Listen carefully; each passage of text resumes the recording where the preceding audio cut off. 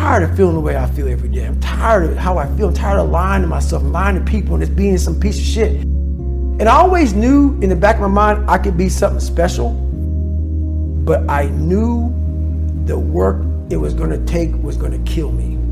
I was afraid of that. I was afraid of the brutality and the suffering I was going to have to endure. But I knew I could do something. But I'm like, I ain't trying to do that kind of work, man. I'm not trying to do that. So I chose the path of the of least resistance. Why is self-sabotage such a feature? Okay, here's a couple of reasons. The first is that there's a lot of responsibility with success, right?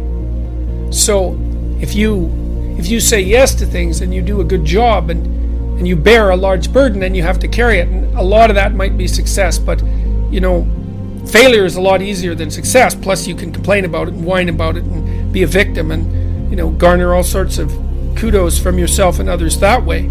So there's that. It's just failure to adopt responsibility. But then I would say too, there's also revenge on the self and God. That's partly why I like the Cain and Abel story so much once I sort of figured out what it meant. People have a hard time not having the kind of contempt that borders on self-hatred for themselves, partly because, we are fragile and mortal creatures and prone to error and malevolence, and we know that of ourselves better than anyone else. And because we know that, we're prone to punish ourselves and to think ill of ourselves. And one of the things I learned from Jung was that the injunction to do unto your neighbor as you would have him do unto you was an equation rather than a statement about how to be nice to people, and that you have an ethical obligation to treat yourself as if you're a person of value, even if you don't really feel that you owe yourself that you owe yourself the same treatment that you would give someone that you cared for and love. And that's a really hard thing to learn, because you kind of have to detach yourself from your knowledge of all your insufficiencies and your flaws and treat yourself with dignity and respect, at least the dignity and respect due someone who's faulty that could conceivably learn. And that's a very difficult ethical lesson to learn. It's easier to beat yourself continually on the back of the head with a club and to feel it's justified given how much you know about how wretched and useless you are. So let's say there's two reasons. One is that you don't want the responsibility, so it's not really self-sabotage, it's just avoidance of responsibility and consequent failure. And the second is punishment, self-punishment that seems only just given what you know about all your pathology and error and insufficiencies. And what got me to this point was I was just the opposite of what I am today. I was that guy who ran away from absolutely everything that I got in front of me. But not many people knew that.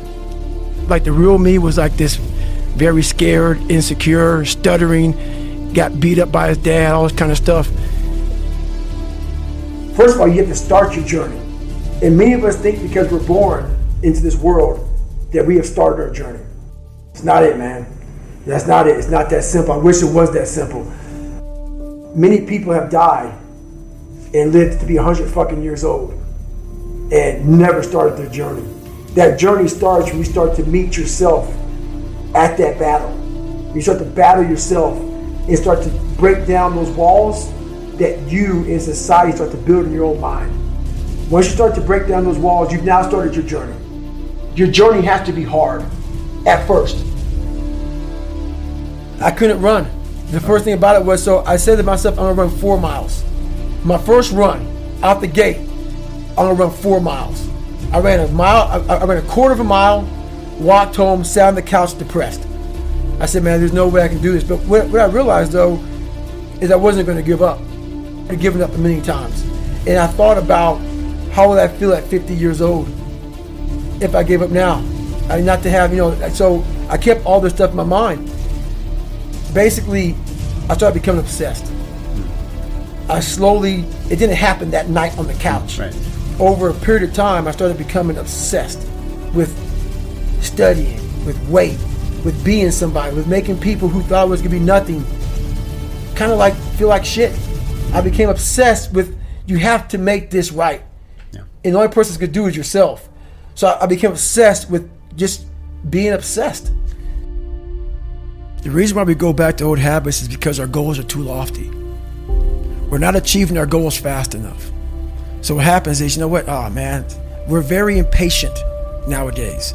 For me, it was good. I didn't have a phone. I was out of this world by myself.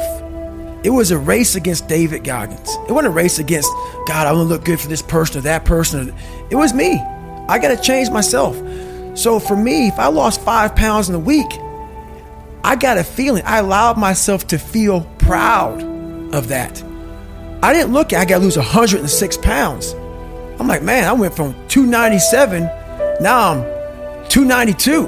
In 1 week, man, I'm killing it. We're not proud of ourselves for the small accomplishments. What we need is this monstrosity of the thing to happen and say, I did it. Nah, there's a process that you have to go through, and patience is the process. And if we don't have patience, after a week, I haven't lost 30 pounds, man, I'm done. I'm over it. So that's what I found out with people, man. They're not patient enough to realize and to enjoy the moment, not live in it, just enjoy it. There's no finish line in life, but enjoy that moment. Roger that, man, I lost 5. Let me go 10 next week.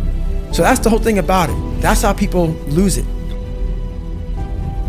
Shakespeare, between the acting of a dreadful thing and the first motion, all the interim is like a phantasma or a hideous dream.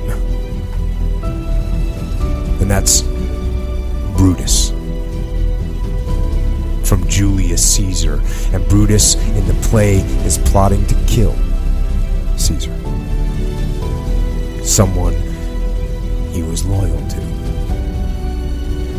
In Shakespeare, the master of understanding human nature, he captures what that feels like.